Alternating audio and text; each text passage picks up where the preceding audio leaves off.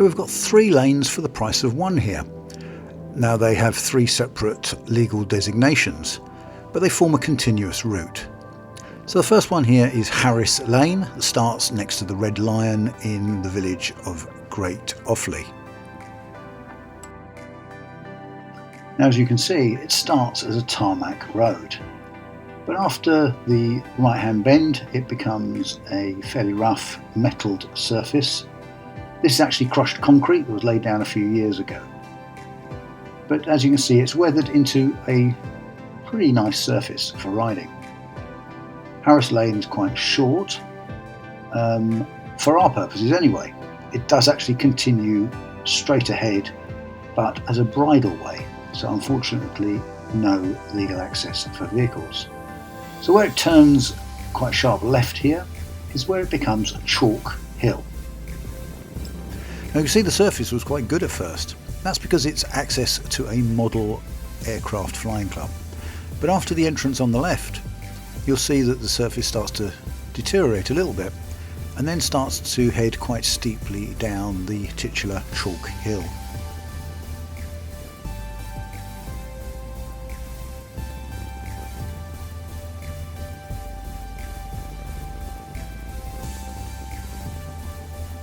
After a short flat section, the route starts to head downhill quite steeply. In fact, the video doesn't really show the steepness of the slope as we go over the edge here. One thing to watch in this section is that there is a bit of water damage caused by runoff down the slope. This seems to be particularly bad towards the right hand side, so I always trend towards the left.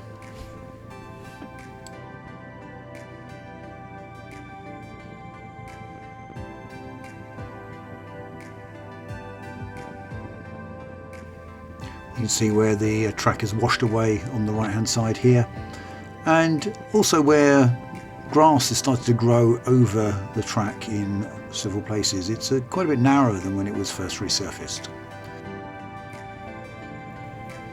And just to let you know, today I'm riding my KTM 390 Adventure. If you're interested in what tyres I run, on this day I've got a Mitas E09 on the back and a Kenda Big Block on the front. At the bottom of the slope, the track crosses a well-surfaced farm track, no public right-of-way to either direction.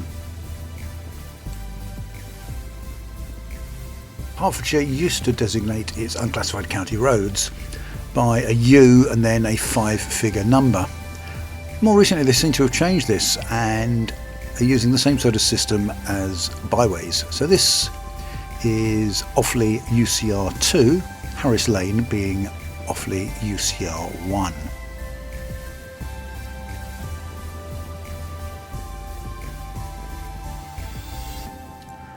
As we head along the valley bottom now, you can see that the track has become very grassed over in places, leaving sort of fairly narrow, well, I'd hardly call them ruts, but quite narrow tracks to ride in, but still not technical.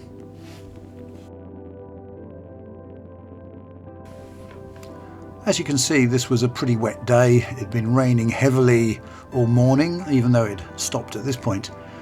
But although there's some standing water on the track, it's not difficult to ride, and the crushed concrete surface that was laid down makes it a truly all-weather track. It never really gets much worse than this. You can see that there's quite a bit of mud and soil that has washed over the surface here. But even so, it doesn't really make the lane difficult to ride. So a few stats. Harris Lane is 110 metres of tarmac, followed by 230 metres of an unsealed metalled surface. So that's 340 metres in total. Chalk Hill is 2,060 metres in length, and it's all unsealed metalled surface.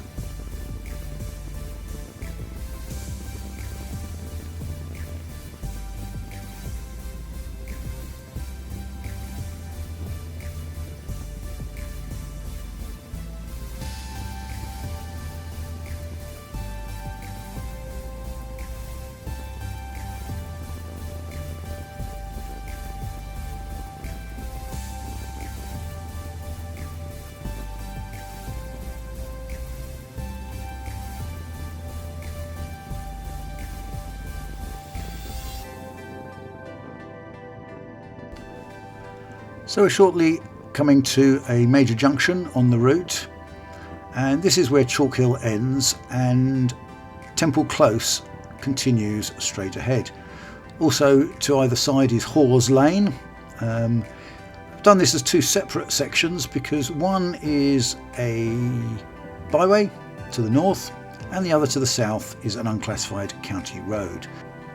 You can find out more about them in videos HE99 and HE100, which again will be a combined route.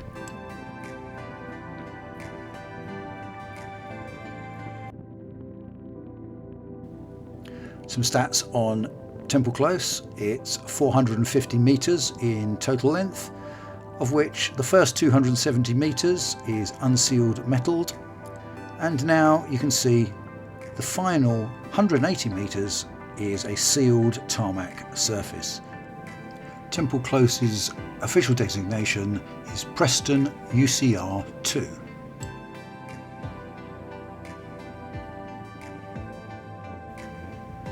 And the lane finally ends at a junction with another tarmac road called Hitchin Road.